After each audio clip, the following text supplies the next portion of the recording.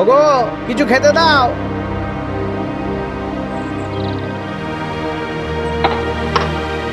নাও গেল। এ কি শুধু চিড়ে? তা না তো কি মন্ডা মিঠাই দেবো? একটু গুড় বাতাসা। গুড় বাতাসা কি শখ? কাল খালি হাতে ফিরেছো মনে নেই? হ্যাঁ গিলতে হয় গেলাম নইলে। না না, খাচ্ছি খাচ্ছি খাচ্ছি। শোনা, আজ যদি হাতে করে কিছু না এনেছো তো এ বাড়ি মুখ হবে না, বলে দিলুম। নইলে আনবো আনবো। বেদনাপুর গ্রামে এক ব্রাহ্মণ আর তার বউ বাস করত। ব্রাহ্মণ ছিল খুবই শান্তশিষ্ট, কিন্তু বউটি ছিল দজ্জাল। তার মুখের ফোয়ারায় বাড়িতে কাক চিল বসতে পারত না।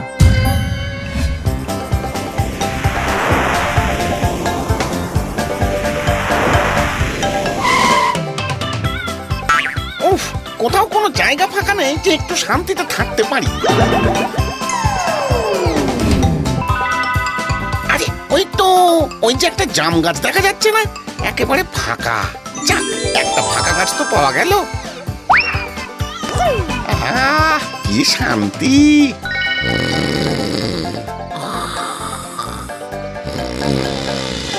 এদিকে সারাদিন ঘুরে ঘুরে ব্রাহ্মণ কিছুই জোগাড় করতে পারে না। বেজার মুখে খালি হাতে বাড়ি ফিরে সে। আজ যে আমার কপালে কি আছে কে জানে।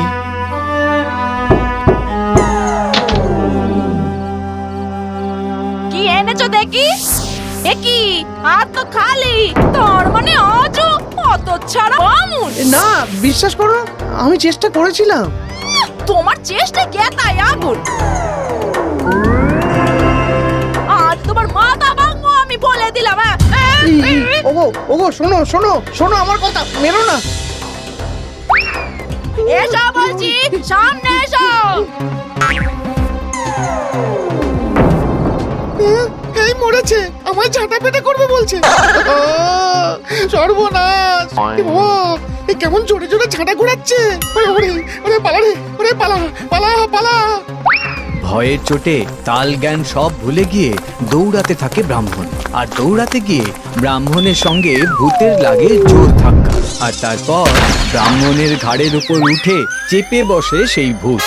ও মাগো, এই কে কে? আমি কেলে পচা ভূত। হায় হায় হায়, বউয়ের হাত থেকে পালিয়ে কি এবার তবে ভূতের হাতে প্রাণ দিতে হবে? এই এই এই, তুমি আমার ঘাড়ে চাপলে কেন? আরে আরে, একটা বউ ঝাঁটা নিয়ে তাড়া করছিল। নিয়ে বাবা, কি সাংঘাতিক দজ্জাল বউ রে বাবা। ভয়ে পালাতে গিয়ে বুঝতে পারিনি গো।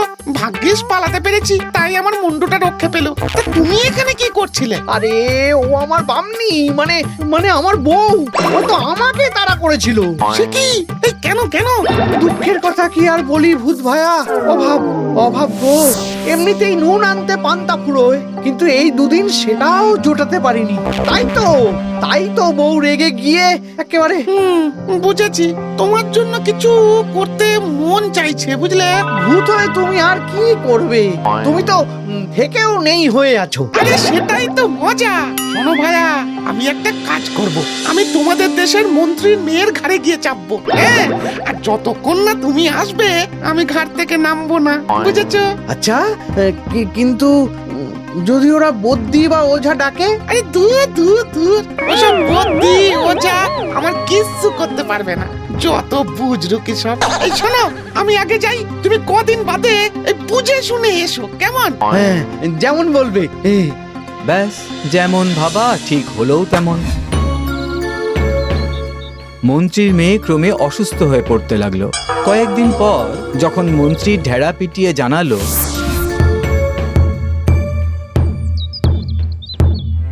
শুনুন শুনুন শুনুন, মন্ত্রী মশাইয়ের মেয়ের রোগ যে সারাতে পারবে তাকে প্রচুর ধন সম্পত্তি দেওয়া হবে। শুনুন শুনুন শুনুন। খবরটা শুনেই ব্রাহ্মণ বুঝলো এবারে সময় হয়েছে। সে সোজা গিয়ে উপস্থিত হলো মন্ত্রীর সামনে। দেখুন বামন ঠাকুর, আপনি যদি আমার মেয়েকে সুস্থ করতে পারেন তাহলে আপনাকে আমি এত সম্পদ দেব যে আপনার আর কোনো অভাব থাকবে না। আর না হলে কিন্তু। চিন্তা নেই মন্ত্রী মশাই, আমি পারবো। আপনি আমাকে আপনার মেয়ের কাছে নিয়ে চলুন।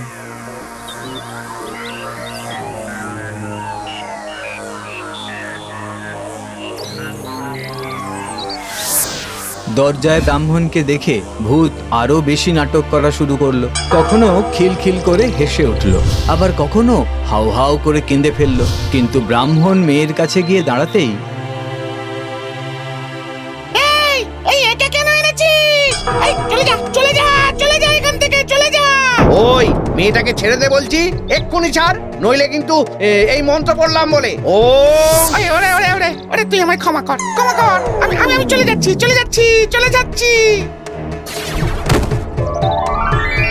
এই আমি এবার চললাম রাজার মেয়ের ঘাড়ে চাপতে। তবে বামুন ভাইয়া তুমি কিন্তু ও তল্লাতে যাবে না, গেলে তোমার ঘাড় আমি মটকে দেবো। চলি। মন্ত্রী যা যা দিল তা নিয়ে ব্রাহ্মণ খুশি মনে বাড়ি চলে গেল। তার আর অভাব রইল না, আর বউও খুব খুশি। আর অন্যদিকে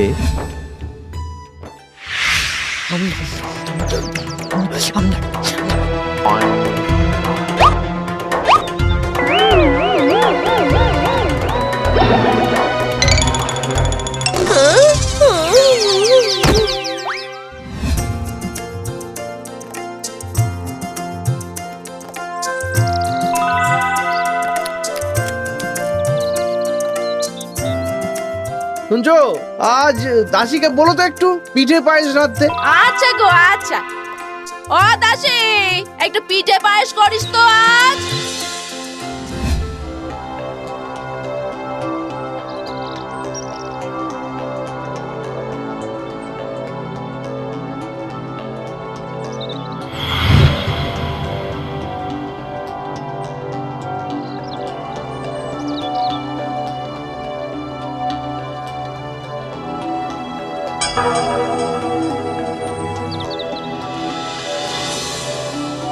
মহারাজ, মহারাজ, এই একই কাণ্ড আমার মেয়েরও হয়েছিল। রাজকুমারীকে ভূতে ধরেছে, ওই বৈদ্য দিয়ে হবে না। তাহলে আপনি ওই বেদনাপুর গ্রামের ভট্টাচার্যি বামুনকে ডেকে পাঠান, যে আমার মেয়েকে সুস্থ করেছে। পেয়াদা, এখনই বেদনাপুর গ্রামের ভট্টাচার্যি বামুনকে ডেকে আনো। পেয়াদা আনতে গেলেও ব্রাহ্মণ জানায় সে যাবে না। ভূত তাড়ানো বিদ্যা নাকি সে ত্যাগ করেছে। সব শুনে রাজা কোতোয়ালকে পাঠালেন আর নির্দেশ দিলেন যে আসতে না চাইলে তাকে যেন ওখানেই কোতল করা হয়। আরে বললাম তো যাও না। বেশ, তাহলে রাজার নির্দেশে এখানে আপনাকে কোতল করা হবে। ও গো, যা বলছি করো না। যাও যাও যাও, নইলে। আর নইলে বলে কিছু নেই বামনি, গেলেও মরবো, না গেলেও মরবো। তাই কপাল, যাচ্ছি। তবে তোমার সাথে আমার হয়তো এই শেষ দেখা। জলে কুমির, ডাঙায় বাঘ, একেই বলে। চলো হে। রাস্তায় আস্তে আস্তে ব্রাহ্মণ অনেক ভেবে চিনতে মনে মনে একটা উপায় বার করলো। তারপর রাজকুমারীর সামনে এসে দাঁড়ালো। ব্রাহ্মণকে দেখে ভূত তো খুব ক্ষেপে গেল। এই আমি না তোমাকে আসতে বারণ করেছিলাম বামুন ভাইয়া, তবু তুমি এসেছো।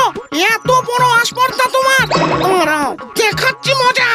ভাইয়া শান্ত হও, তোমার কথা কি আমি অমান্য করতে পারি? তাহলে এসেছো কেন? আরে এসেছি কি আর সাধে, তোমাকে একটা ভয়ানক বিপদ থেকে বাঁচাতে এসেছি। কিসের বিপদ? আরে কি করে জানি না, আমার বউ টের পেয়েছে যে তুমি এখানে আছো, আর তাই ঝাঁটা হাতে মারমার করে ছুটে আসছে।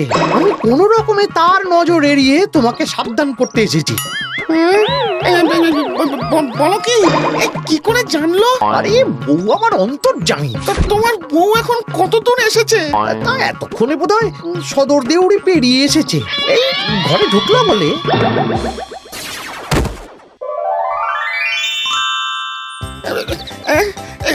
তাহলে কি হবে বামুন ভাইয়া?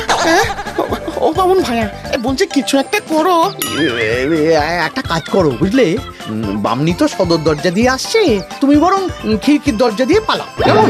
আর খবরদার এই তল্লাটের দিকে মুখ তুলেও চেও না। তুমি এই তল্লাটে ঢুকলেই ও টের পেয়ে যাবে, বুঝলে? না না না না না না না, কখনো না, কখনো না। এই ভূত বলে কি প্রাণের মায়া নেই নাকি? তাছাড়া তাছাড়া ঝাঁটায় আমার বড্ড ভয়। বউ আমায় ওই দিয়েই মারতো কিনা।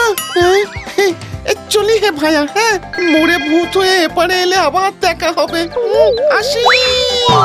ব্যাস, রাজকুমারী সুস্থ হয়ে গেছে দেখে রাজামশাই ব্রাহ্মণকে অর্ধেক রাজত্বই দান করে ফেললেন।